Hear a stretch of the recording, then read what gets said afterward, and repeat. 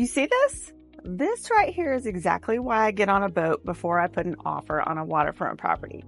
Because here's the thing, nobody tells you when you're searching Zillow from across the country. Waterfront living on the Space Coast is incredible, but if you already own a boat or you've got a specific boat in mind and you don't do your homework before you close, you could end up in a home where your boat literally cannot leave the canal. And I don't mean that as a metaphor, I mean physically cannot get out. So today we're talking about two things that most buyers completely overlook: bridge height and water depth.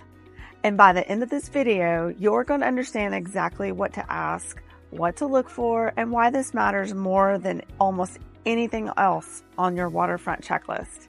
Real quick, if you're researching a move to Brevard County and you want to ask questions like this in a community of people who actually live here, I have a free Facebook group called Moving to Brevard County, Florida. Just scan the QR code on the screen. Jump in, introduce yourself, tell us what kind of boat you're planning to bring. We'll help you figure out if the neighborhood you're looking at actually works for your lifestyle. Okay, let's get back to it. So let's start with bridge clearance. And just so you know, this is one of those topics that comes up after closing way more than it should. Here's what happens. A buyer falls in love with a canal home, a beautiful property, pool, dock, great price. They're picturing weekends on the water. They close on the house. They bring their boat down and then they find out there's a fixed bridge between their dock and the open water. And their boat doesn't fit under it. That's a real scenario, and it really happens. Now, bridges on the Space Coast Canal system come in two types, fixed and drawbridge. Fixed bridges have a set clearance. That number does not change. If your boat's air draft is the height from the waterline to the tallest point on your vessel exceeds that clearance, you're not getting through, period. Drawbridges are more forgiving because they open on a schedule or on demand. But fixed bridges, that number is the number. In different canals, different neighborhoods, different bridges, they all have different clearances. So before you buy, you need to know what is the fixed bridge clearance between this property and the open water.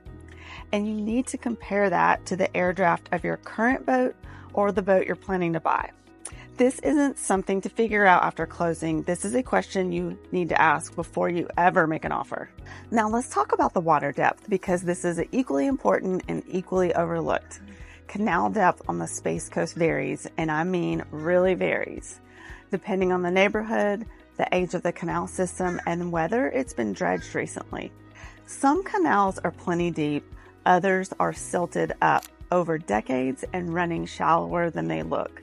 And here's why that matters. If you have a deep draft vessel, a sailboat, a larger center console, a cruiser with a significant keel, you need to know the actual navigable depth of the canal at low tide, not high tide, low tide, because that's your worst case scenario, and that's the number that determines whether your boat is trapped or not. Tidal swing here on the Space Coast is real, depending on where you are. Indian River Lagoon, Banana River, the oceanside canals, you can see meaningful tidal variation. So a canal that looks perfectly fine at high tide might have you sitting in the mud a few hours later. And just so you know, this isn't information that automatically shows up in a listing. The MLS is not going to tell you the canal depth. Your agent needs to go find that out. You need to go find that out. And in some cases, you may want to hire a marine surveyor or look at Army Corps of Engineers records to get accurate depth data. So here's your action plan. If you're serious about a waterfront property and you own a boat or plan to own one, these are the questions you need to answer before you make an offer. Number one, what is the air draft of my boat or the boat that I want? That's your baseline number for bridge clearance. Number two, what is the draft of my boat? Meaning, how deep does the hull sit in the water? That's your baseline for canal depth. Number three, are there any fixed bridges between this property and open water? If so, what is the clearance? And number four, what is the navigable depth of the canal at low tide? Not average, not high tide, low water. Number five, when was this canal last dredged, and is there dredging, assessment, or maintenance history available? These are not unreasonable questions. Any experienced waterfront agent should be able to help you find these answers or point you to the right resources. County records, Army Corps data, the Marine or Harbor Master for the area. If you're working with an agent who's never heard of these questions before, just so you know, that's a red flag. Here's the thing about Space Coast waterfront lifestyle. It is genuinely extraordinary. The Indian River Lagoon, the Banana River, the Atlantic Ocean access, the canal systems winding through the neighborhoods like this one.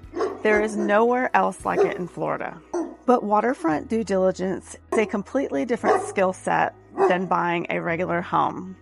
The numbers that matter here aren't just square footage and lot size. They're bridge clearance and canal depth and tidal range and seawall condition and dock permits.